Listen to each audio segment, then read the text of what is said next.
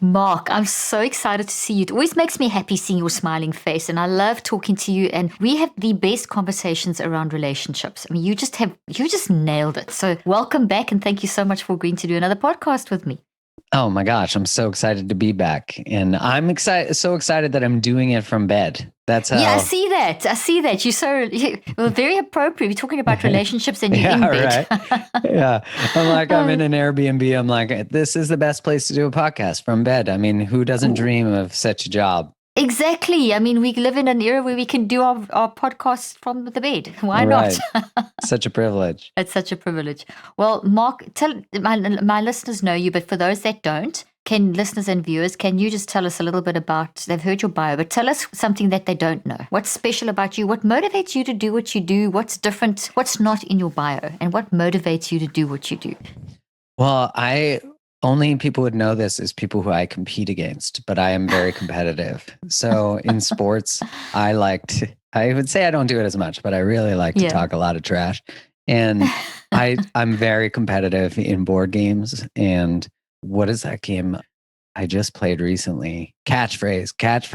I get real revved up. So I have to learn regulation when I'm in a competitive space. I think, and that has helped me because of course I'm competitive in the sense that I don't want to do anything without, being thorough, without thinking about it. Really. Yeah. I don't tend to make statements that I can't fully back up by thinking about them a long time. Well, I don't want to say I don't tend to because I'm going to leave a caveat just in case someone's like, no, you said one time. Yeah, you just protect yourself there. Right, exactly.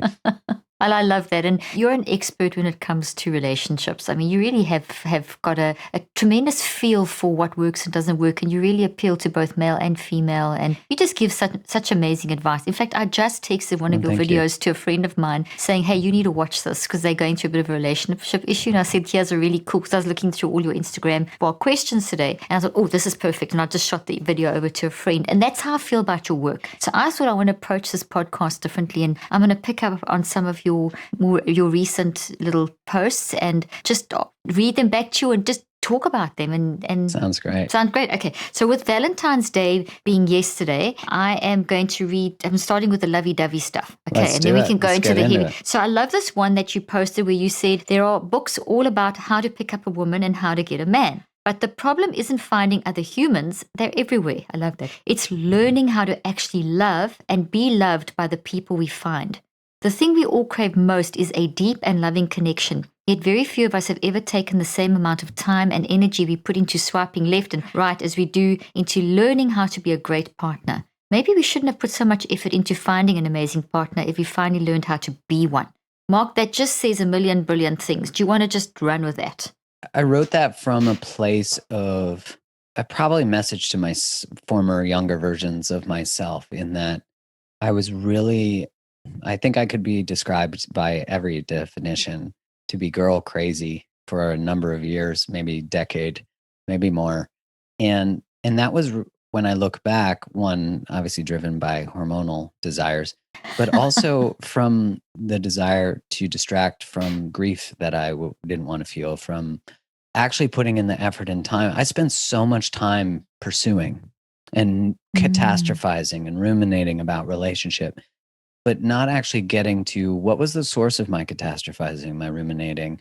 Why did I not, like when we worry about relational outcomes, it's often because we don't trust ourselves in the relational experience. So if I don't trust that I'm going to have boundaries, I'm going to fear that I'm going to lose myself. If I don't trust that I'm going to stand in what I value, if I don't know what I value or what I don't take the time to declare what I want, then when I'm in the dating process, I'll date anything. My standards will be low because I haven't taken the time to hold a high standard for myself. And I feel like so many people, so many of us are on the search for what we would desire, but haven't taken the time to slow down and be present with ourselves. And often dating and relating and sex, all these things can just be another endorphin rush, another dopamine hit that, another match that, these apps are designed to stimulate your brain. They're designed to, as you very well know, someone who does what you do helped design them in a way that makes it so we get hijacked by them. We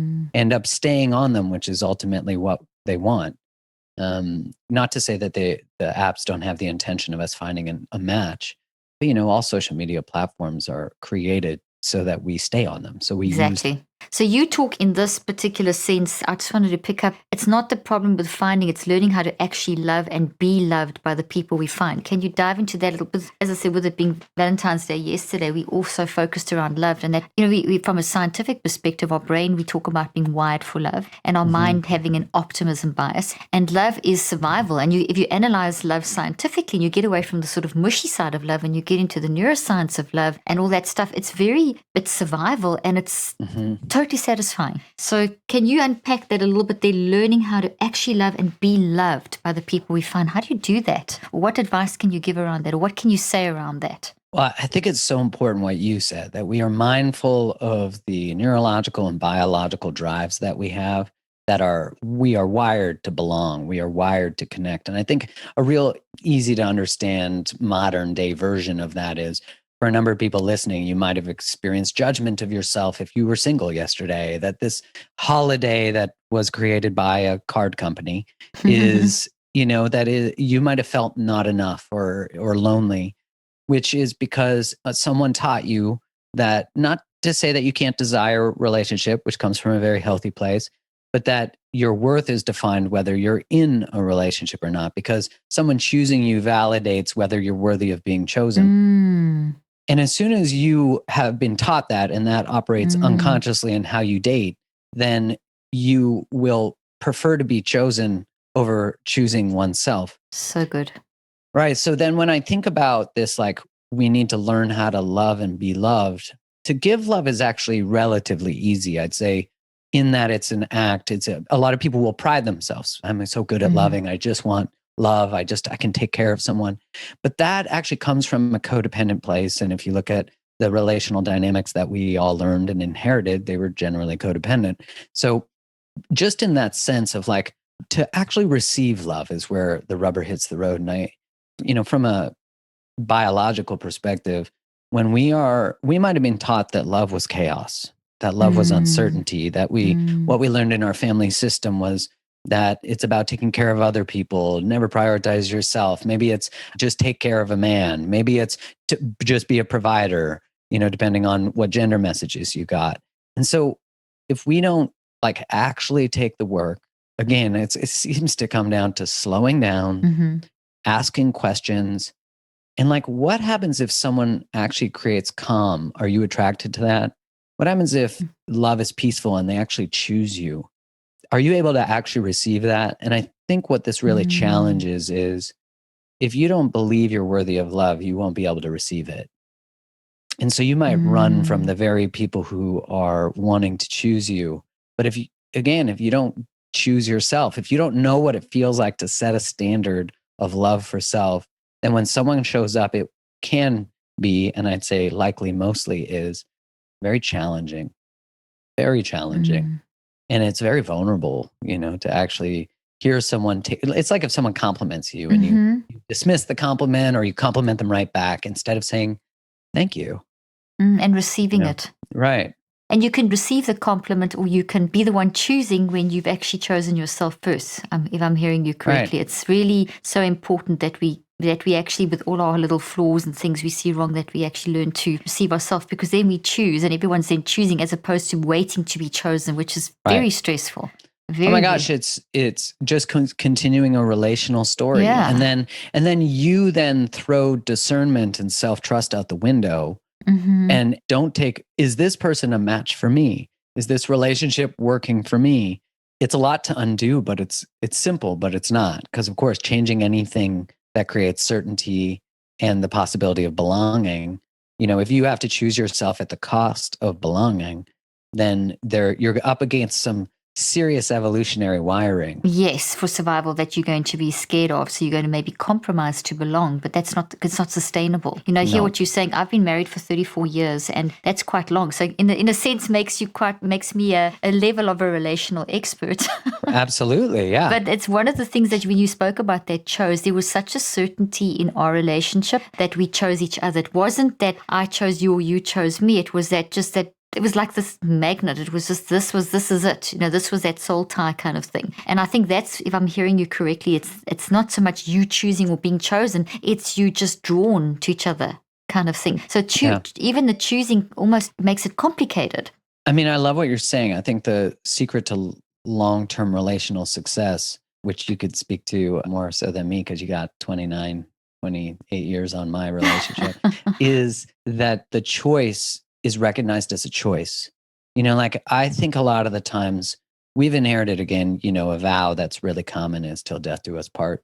And I've really thought about this, what death? The death of the self that chose the relationship, or a mortal death. And I know we think of it as a mortal death, but so much of the way we start relationship, if it doesn't come from a place where we're integrated, this is why relational success is correlated to the older you get married. That makes rational sense. I think of me at 20 getting married, I'd feel bad for the partner I married, It makes sense because we learn as we go, we get more particular with what we want. Who you are at 20 when you were with your husband is likely very different than who you are today. And exactly, the container of the relationship has an agreement that you're not being held to who you were, that you're actually invited to expand. You're invited to change. I look at when my partner grows and I'm like, amazing. If I fear she's growing away from me, then I have to ask about that. I have to share that. It's how do you hold on to your individuation and be in a relationship with someone else and not cost them their individuation? I think that's really what we're learning is how do you feel free and be in love? And first you have to know what freedom feels like. And then your relationship's not a prison, but a container. And I think that's a very different thing. That's beautiful. It's a container, and it's a container that has infinite boundaries. It just keeps expanding. Yes. Where there's that, and that you've reached that kind of relationship that obviously everything has ups and downs. We all know that. But I know when I just need to feel restoration, or just that when I just need, I've got to breathe. Being with my husband, Mac, is just I've got to go find him and just even being with, just sitting there or just holding his hand or just laughing at a joke or something. It's just I need that, and then I feel fine again. And it's that container that just refills you again, and it's just it's so expansive. Talking about that, you've made a really good video about Fishbound's work on communication, a really Mona. cute one, and and you started talking, and I thought that was really good, and I thought this is a good place. I was going to ask that later on, but I think it's a great place to transition to that, because I think in having this kind of deep relationship where you've both, it's not that you wait to be chosen, waited to be chosen, you chose each other. So there wasn't really even a choice. It was just like a choice, but not a choice. I don't even know how to explain that. It sounds it was a choice that was just meant to be. It was just this magnetic whatever. And that leads to levels of communication. And I'm thinking of people that fall in love. There's that genuine, I know that I've chosen you, I know you've chosen me. There's that reality that we just got to be together. But then you get into a relationship and things from what you've gone through, what they've gone through, life happens, and your communication starts not doing so well. And then it can reach a point where the other partner may not even know that the other partner's not happy with the communication. So you can have this almost a situation where things are, you think you're okay, but you're not okay, but you're not okay. And it all comes down to communication. And I felt, if you understand what I'm trying to say, is that we really need to understand how to tune in and encourage each other to talk. So I think a lot of people come from models where they didn't express as much as they should, or they expressed bits and pieces, so it came through as a confusing narrative. That genuineness of a relationship is complete and utter vulnerability and openness, and really saying how you feel, and you give a lot of tips. So having laid that out, can you talk through that video that you did and the basic elements of communication that are so simple but they're so revolutionary? Yeah, Mona Fishbane's work is really incredible. So good. That's called the vulnerability cycles, is what she talks about. And if anyone Googles that, you can it's get really good stuff. Knee deep in her stuff. It's really fantastic. She has a great author too. Yeah, when you think about the concept of communication, look, we've been taught hey, we're a good couple, we don't fight. And in the Gottman's research, which they're world famous for all their research, they're sort of the marriage, long-term relationship gods and goddesses of that work. And they show it's actually not that great couples don't fight. It's how they fight. They fight fair. They have what they call a soft startup. So inevitably how your conversations end is how they start.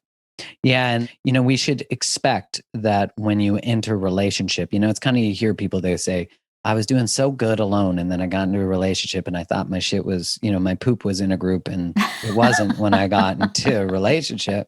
And I'm like, good, because that means you have stuff that needs to be healed. When you look, as you said, a lot of us learn in our childhoods and maybe through school or whatever it is. And I think our religions teach us this, not to talk about everything, not to touch certain subjects, not to touch, depending on the religion.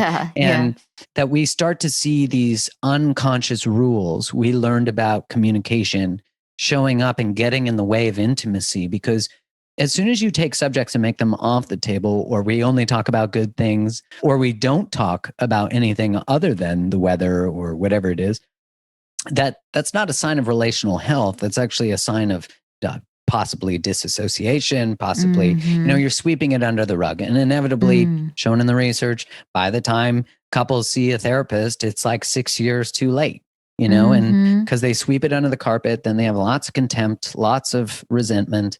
And that's really hard for couples to work through, because there's years of anger and whatever it is, unresolved stuff. And so Mona Fishbane's work talks about vulnerability cycles, which is essentially that whatever your survival strategy, whatever your vulnerability was as a child. So in the example that I gave in that video is, let's say I'll speak heteronormatively, but this is true of all gender constructs. Yeah.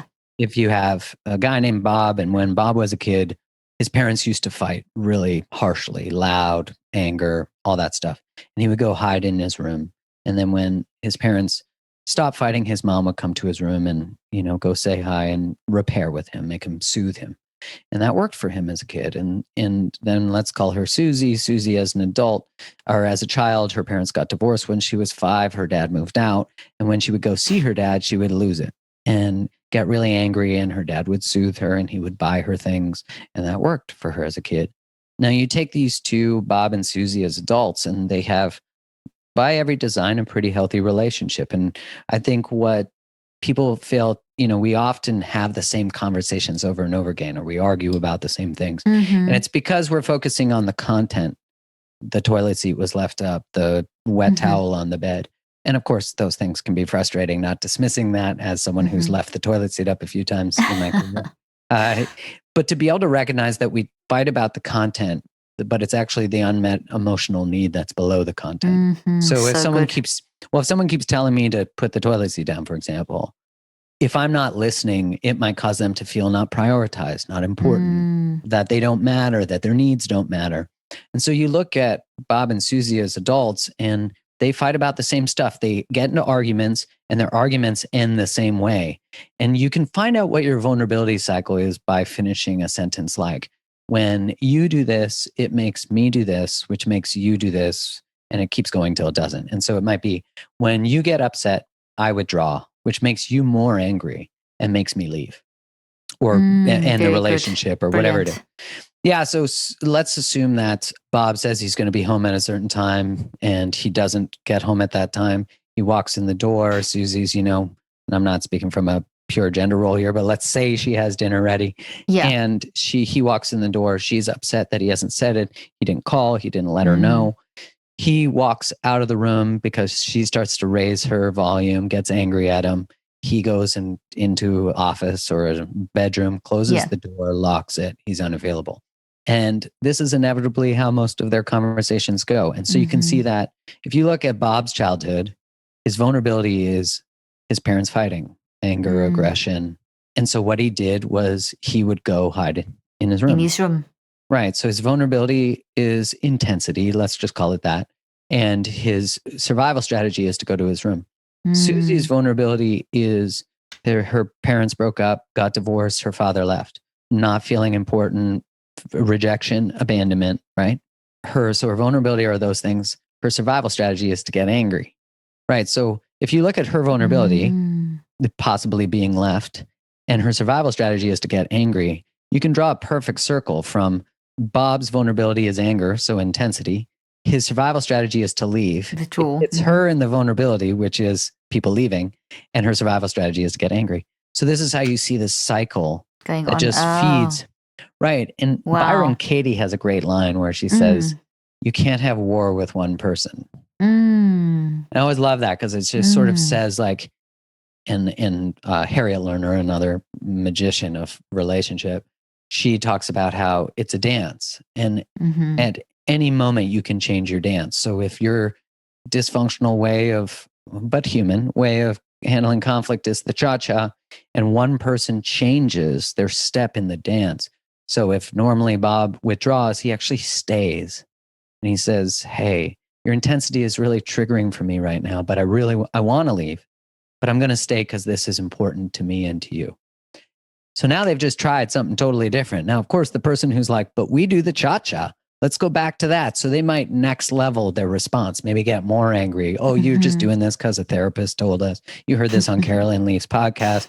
This is bullshit. Like you see, so we are afraid of the unfamiliar, even if the unfamiliar brings us intimacy. And I think it's important that we all look at how we participate. We're, as my friend Traver says, we're responsible for 100% of our 50%.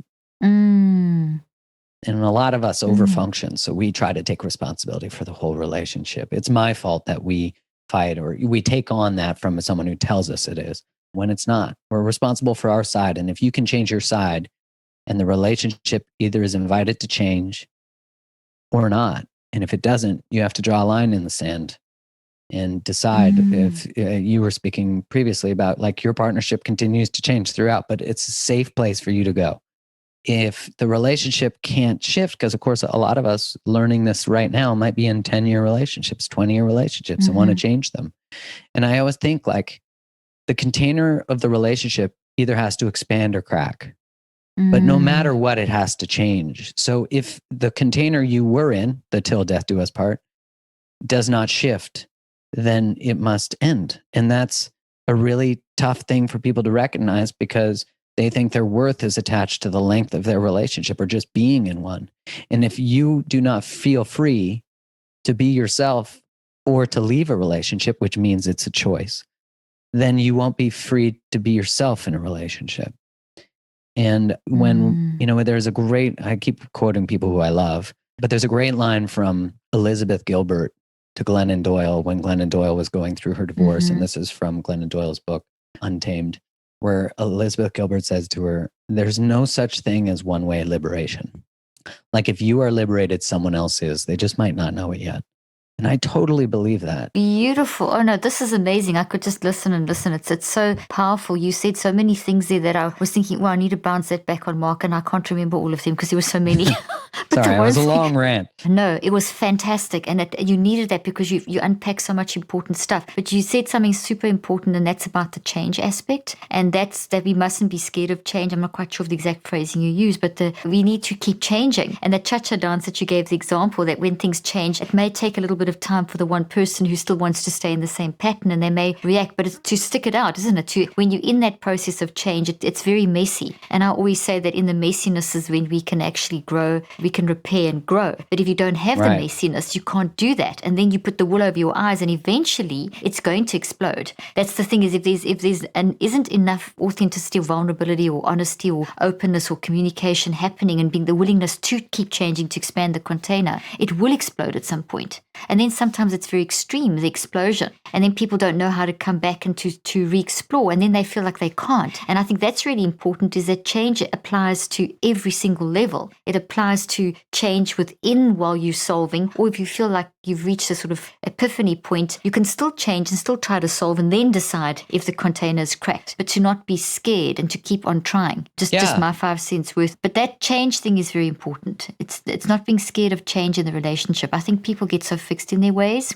and I'm going from my own experience, is that embracing change. My 4 kids have grown up knowing that the one thing you can be certain about is my love, and things will change. And to embrace that, I love that. And it's, and change, don't be frightened of change, accept it. And it is a bit scary, but it's not something you need to avoid. Oh, I love what you're saying. I think that speaks to what is essential in relationship that you provide in those 2 statements. One is a reality check, of course, that change is inevitable. And that's important for people to prepare themselves. And I think if you are afraid of change, you're afraid of uncertainty. And then it's the question, where does uncertainty lead, that you might not feel equipped or you might not want? But inevitably, when we try to escape outcomes, we often create them. So if I'm afraid of the relationship ending, my relationship with myself might have to end in order to stay in the relationship. So good. So inevitably, I live in a prison of my fear by being in it to save something from the external world. But the internal world then is filled with, and I would argue that, and you could speak to this, that from a biological perspective, what occurs then is a large amount of dysregulation, a large amount of chaos, and then a large amount of inflammation. And this is what leads to, I'd argue, all disease and autoimmune and gut issues. Totally right. Right. And so what you said that I love is one thing that is certain is my love for you. And that is such a beautiful thing to say and to preface all conflict with. And conflict actually is a way to deepen intimacy. It can be seen, it is a gateway to further self. It's a gateway. It's a gateway. Good. One is a gateway to understand each other. Yeah, conflict.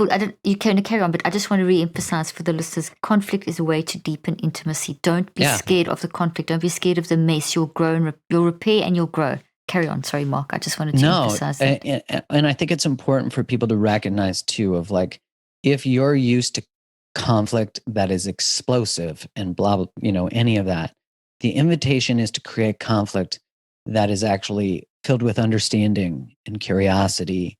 And, I think like the greatest thing a relationship can do is learn how to hold two truths at the same time. And that, like, you having a truth, you upset me, that didn't sit right, can be different than my truth. But the relationship itself is a platform that embraces change. So when change comes, we're not caught off guard. Exactly. And it embraces different truths. And I think that's important. I love that. Something that Mac and I have always is trying to bring in as well, is that I love you change. With our kids, we said it to each other as well. And we tend to, even if we're in an argument, we'll preface it with that love and recognize these changes happening. But I love the two truths. I never verbalize it like that. But it is so important that you do recognize that I respect that you believe this. I don't really totally get it, but because I love you, I can actually enjoy that part of you, even though I don't fully understand it, as opposed to being threatened by it. So it's embracing those two truths, because it is going to be, even though you integrated and you are in that relationship, you still have your identity, you still have your truth, that how you see it, and you can never, no two people can ever be the same. So the way I always say it is that there's something you can do that no one else can do. So that's one truth. And the other partner, and it doesn't have to be in conflict. It can be completely enhancing.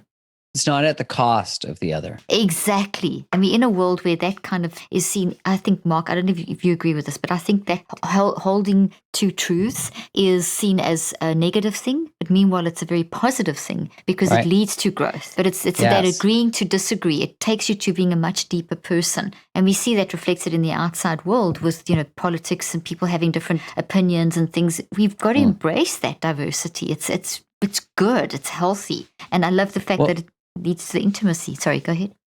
Well, it seems to be how we handle everything right now, is that you believing something different than what I believe threatens what I believe, which is not true. It's just like you telling me you feel a certain way. I don't get to tell you that you don't. I get to hear how you feel, and I might not understand it. But like, you and I can have a totally different experience to the same event. And we will.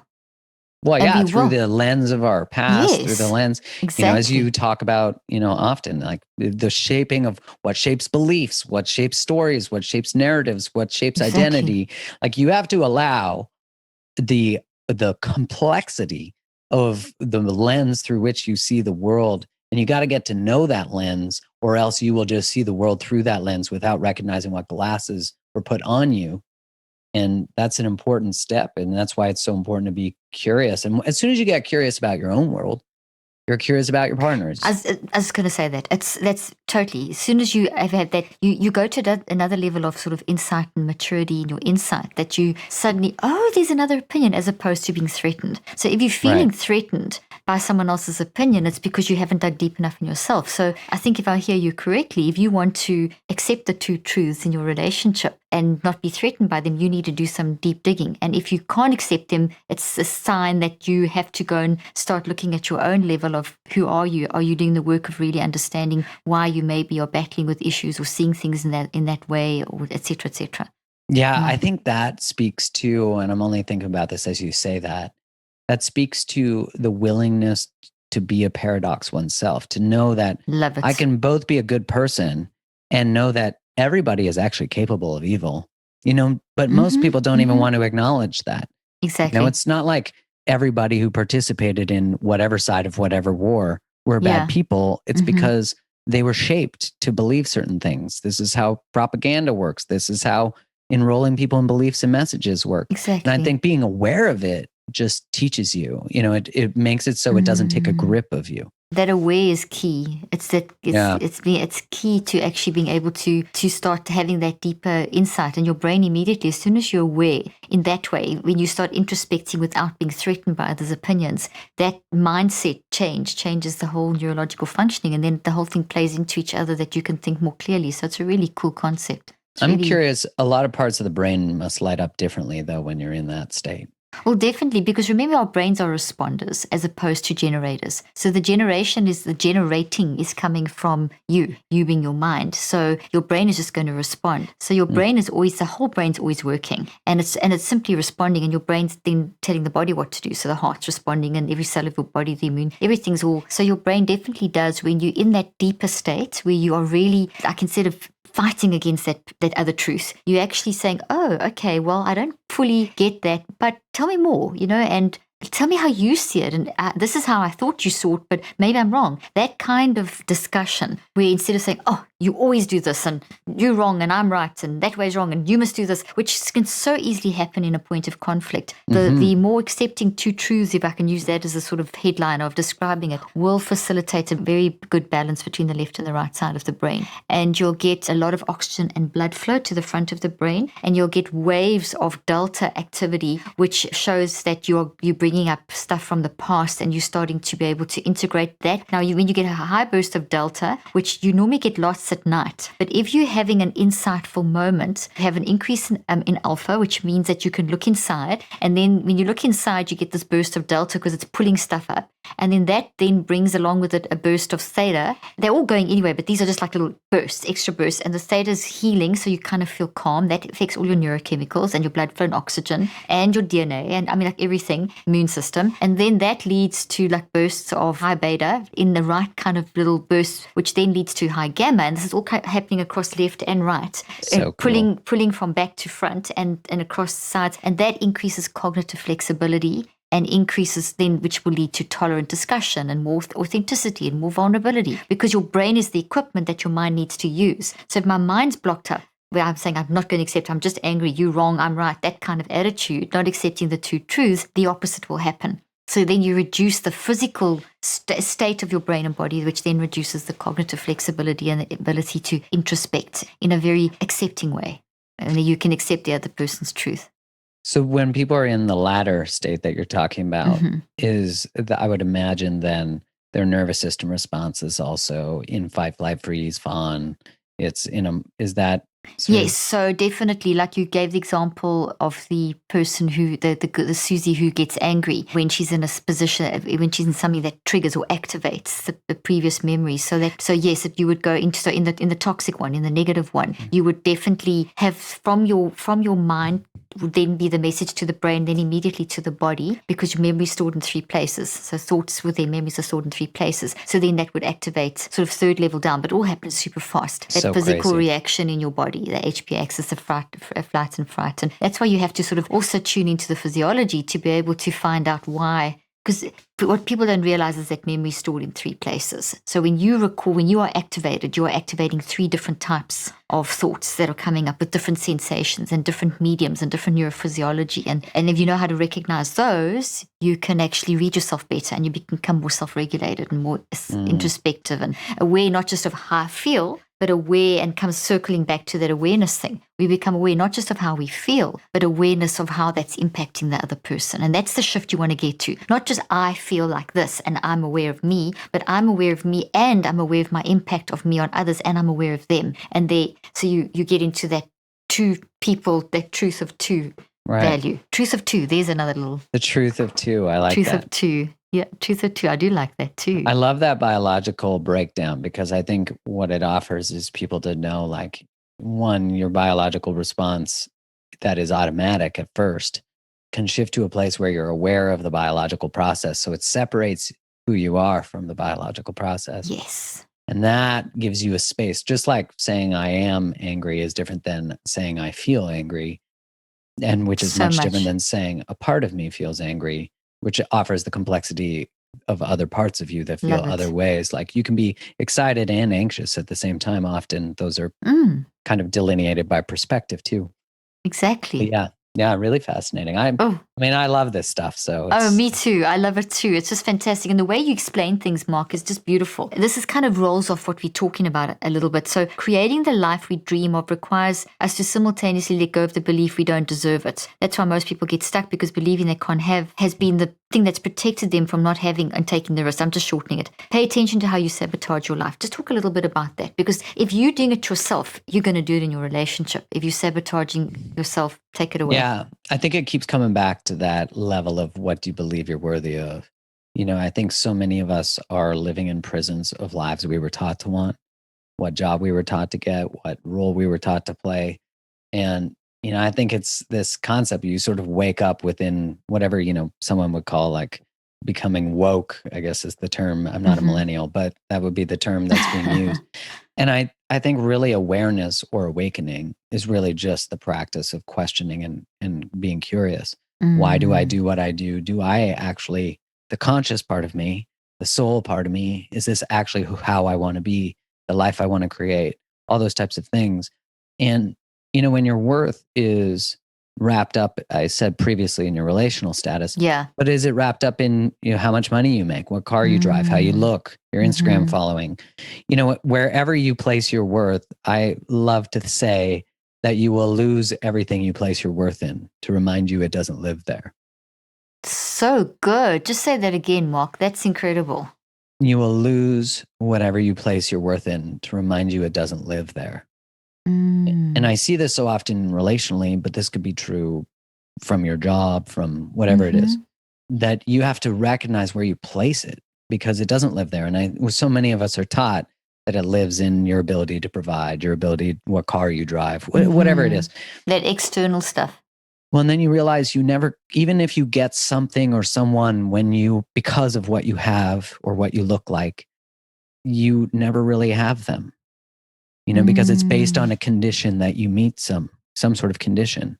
And when I think about the desire to have a dream life, it requires that you simultaneously hold the belief that you're worthy of it. And I think the belief I'm worthy of what I dream of is cultivated by doing it. So, it's like boundaries. Boundaries serve there is a symbiotic relationship we have with boundaries.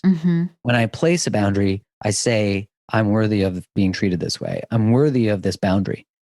And boundaries also protect self-worth. So they create self-worth and they protect self-worth. Pursuing a dream says, my dream is worth pursuing, regardless of the outcome. It's like when I place a boundary and someone says, I don't like the boundary, it doesn't mean the boundary is not useful. But if I need the validation of someone else saying your dream is worthy, your boundary is worthy, then I miss the important part of where my worth actually lives, which is in the action.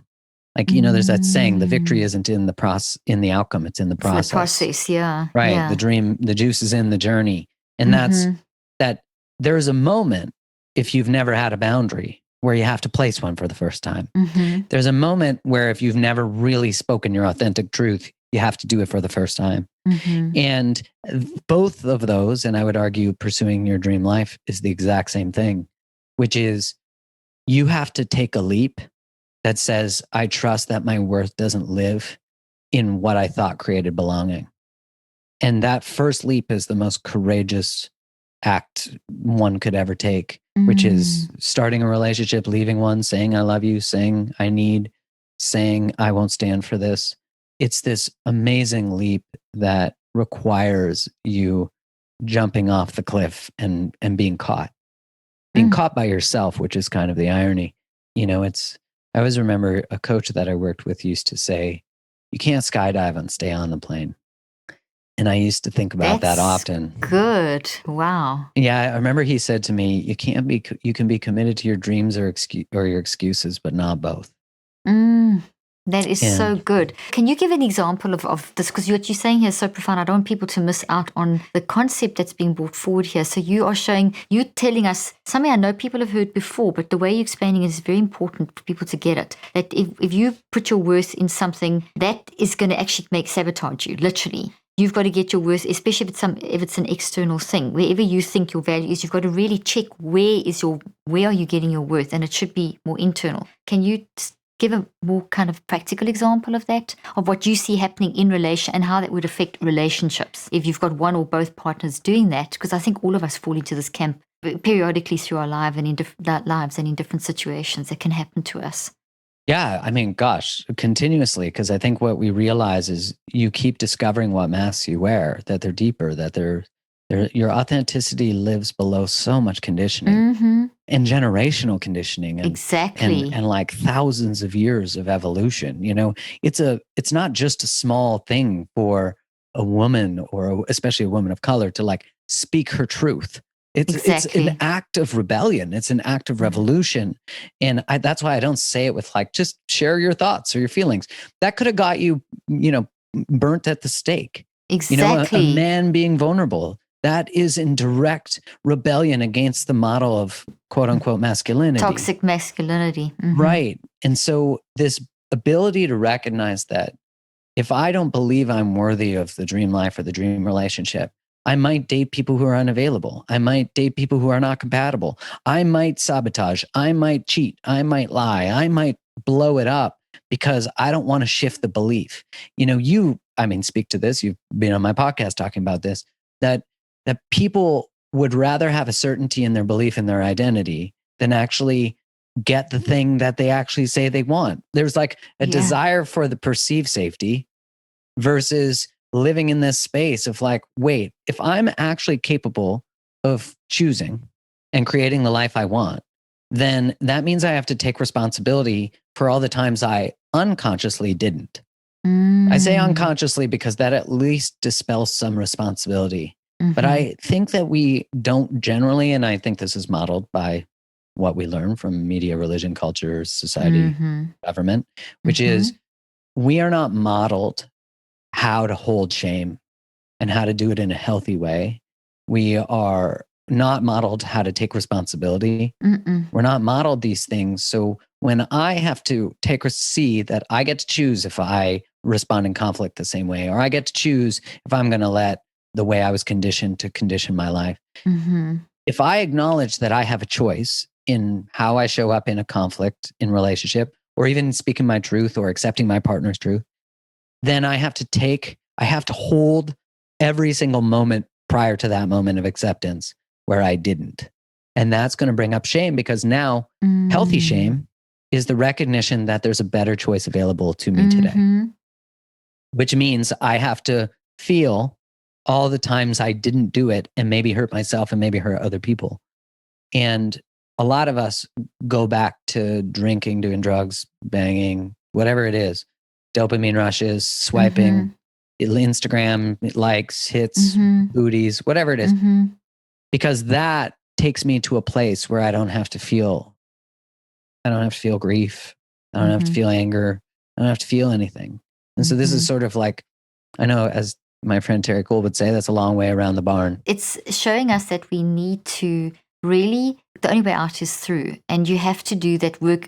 Everything we've said so far, you've said a million different things, but at the core of this is know thyself. It seriously is a know thyself. That's it. Yeah. And when you know yourself, then you can actually you're going to be you're going to see what you need in a relationship. You're going to give what you need in a relationship, and your dreams and goals. And in our pop culture, in our quick fix society, it's definitely that instantaneous quick fix thing that people are looking for. They want an instant, fall in love and have that relationship. And like you said on one of your posts, which this is beautiful transition over to the post where you say, I'm going to read it, this one, the picture of you standing by your car, and you read there, you sort of create the love because I felt like the world hadn't told us and me the truth about love and life. Disney made us fall in love with love that was absent of challenges. Our schooling prepared us to be in the relationship with work and not each other. Our math class taught us about numbers but not about money. our health ed taught us very little about actual health. Then I started my podcast so I could learn alongside you, and you got slammed by a couple of people. Listen, we all get it. And you just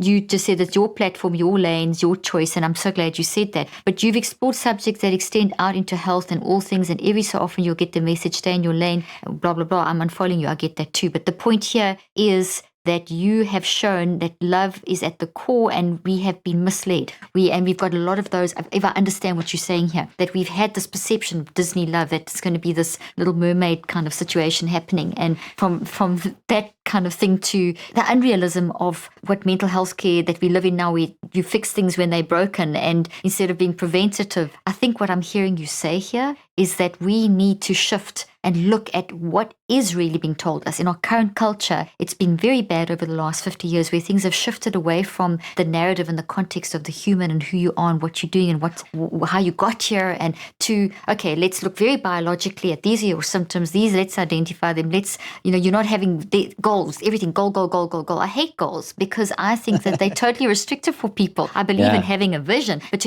I've got to get to that goal. You actually, now it's all external coming in. So Disney's taught us external coming in. It's all about this feeling, whereas meanwhile it's inside out. Okay, that's kind of how I read your post.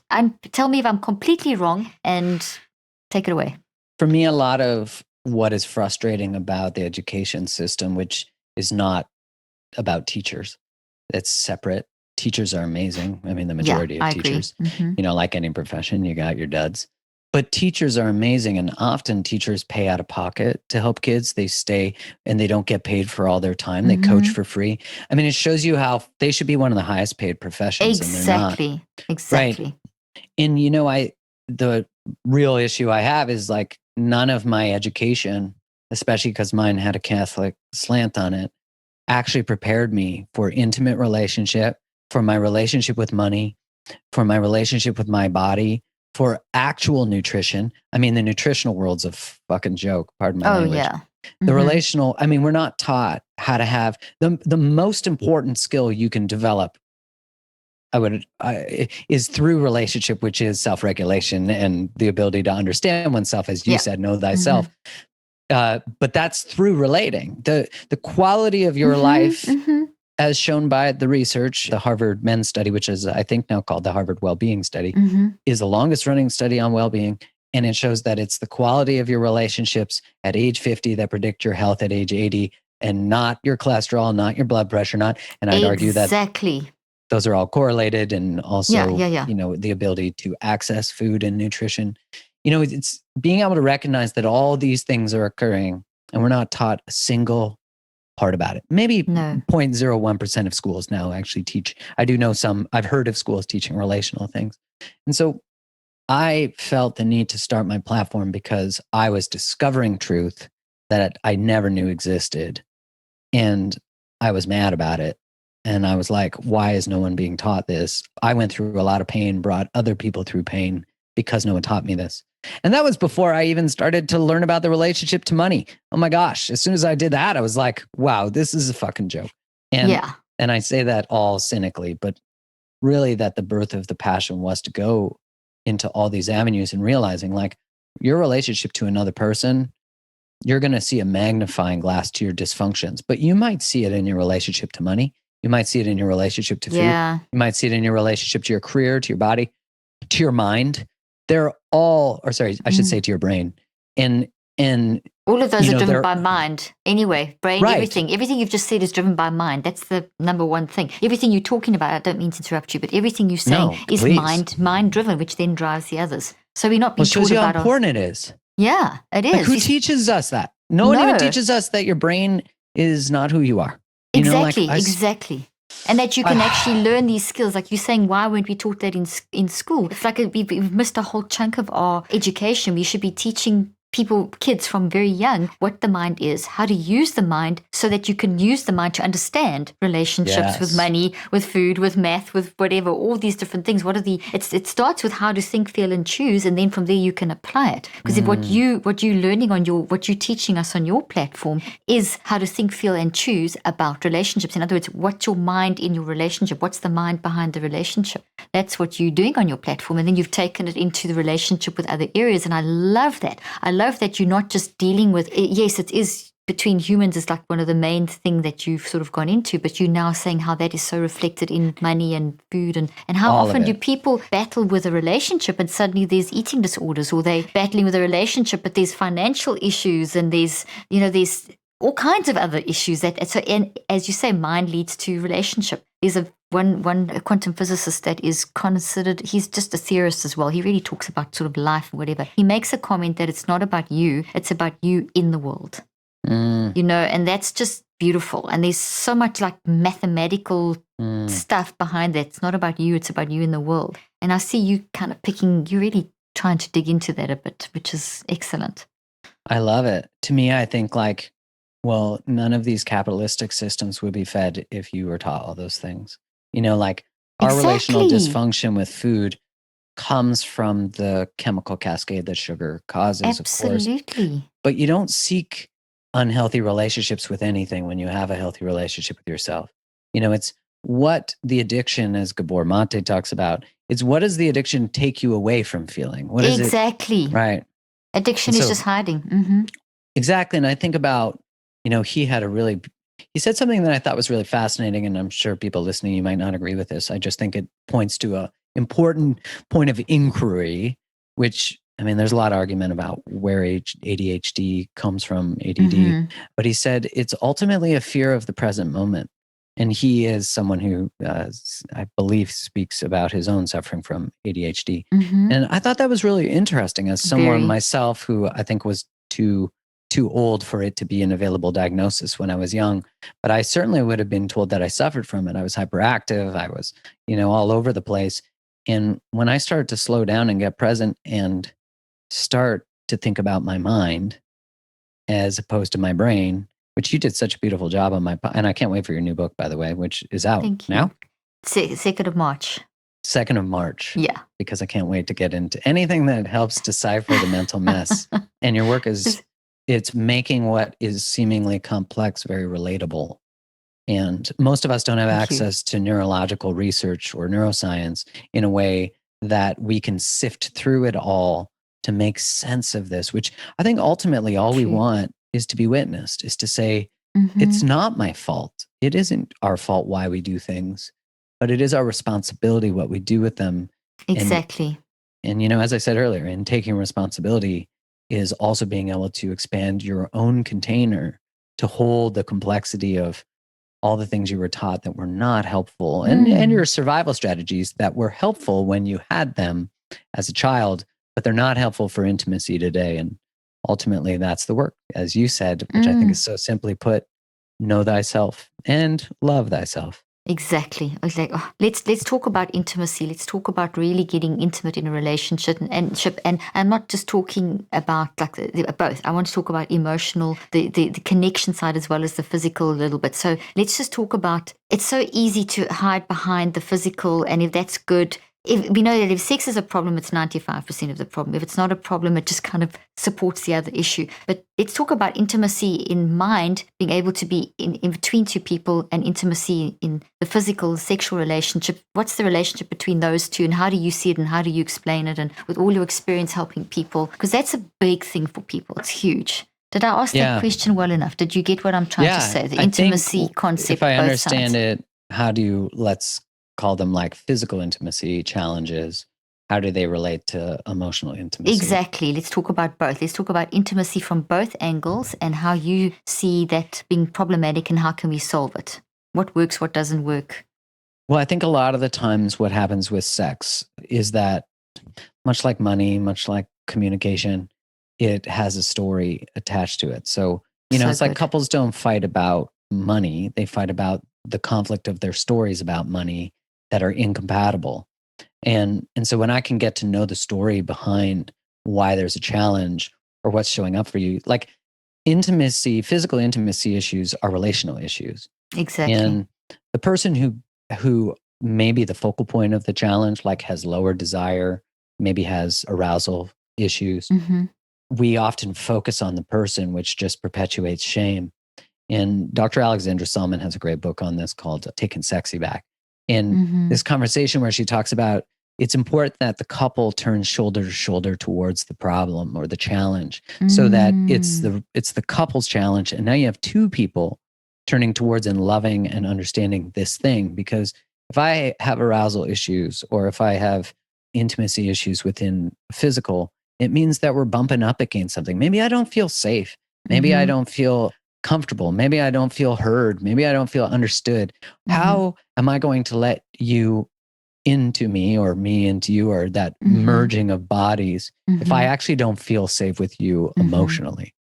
I think the caveat to this is that, at least I can speak in my own experience, and I think this is true of the human experience, is that if we don't feel celebrated in our relationship, I think a lot of the times we seek intimacy through physical as a ways of bypassing or escaping the physical, the emotional.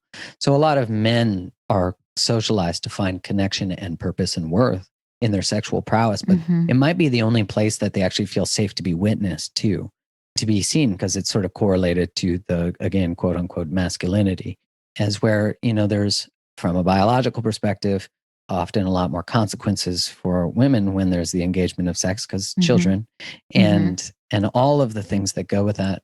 So with all that said, I would say that they can be separate, but it's usually a way of isolating the things. What is the right term for that? The one leads to the other. There's an integration between the two, that you've got to have the know thyself, the mind stuff going. The mind stuff's got to be right if the sex is going to be right. And if you're using sex to try and fix the mind, it's the wrong way around. That's how I see it. Right. So you've got to get the mind part right in your relationship. And it's going to, the sex is going to be just a natural expression of that intimacy. So if there is an issue in the sexual zone, there's something going on, not necessarily maybe in your relationship, but maybe something in your past, which is then now entered into the relationship sort of thing. So you've got to then do the mind work to get that intimate. I don't know. That's just how I see mind. Totally agree. Yeah, because when I think about those two, it's like when I think about my own personal experience, one was that I used to use intimacy and not allow emotional closeness, but I'd allow physical closeness. Then I felt affirmed. Then I felt aroused. I could treat my grief, my suffering, my fear of abandonment with arousal. And so it's like often I talk about this idea of like we eroticize our pain. And so maybe we fear being left, abandoned. We choose unavailable people. So I feel like you're unavailable. I feel like you're ambivalent about choosing us.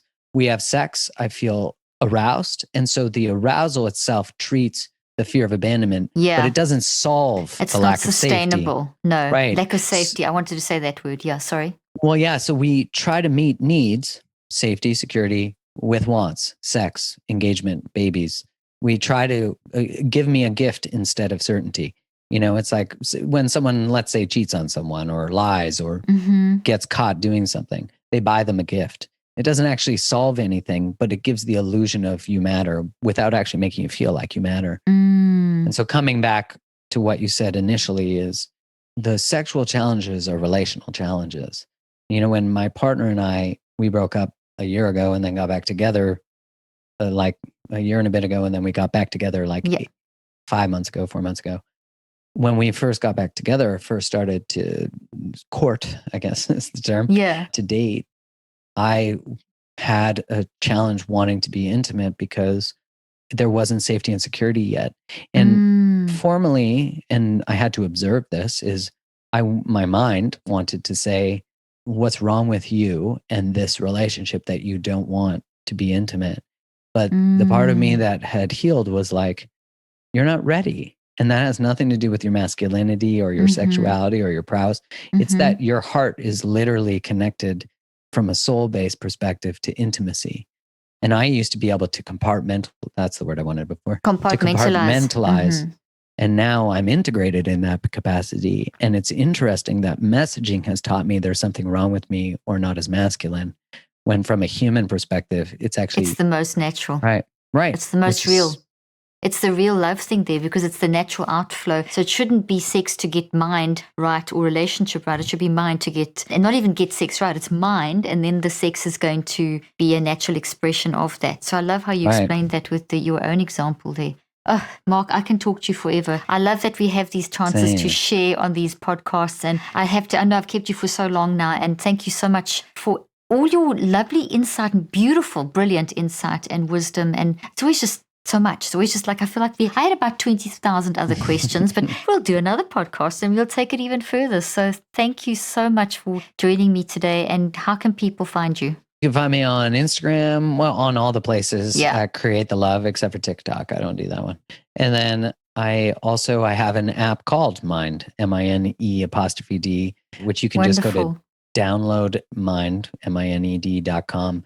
And we created an emotional network. It's for mental health, for learning about relationships, learning about yourself. And we're super pumped about that. It's basically like the Peloton for emotional wealth. How health. Beautiful. That's amazing. Yeah. So they can find out all about that at MIN. We'll put it in MIN apostrophe download mind.com, which will just bring you to whatever phone you have, to the app store for you. And and on Instagram, it's at Do You Mind. Wonderful. And then that deals with all these issues, relational.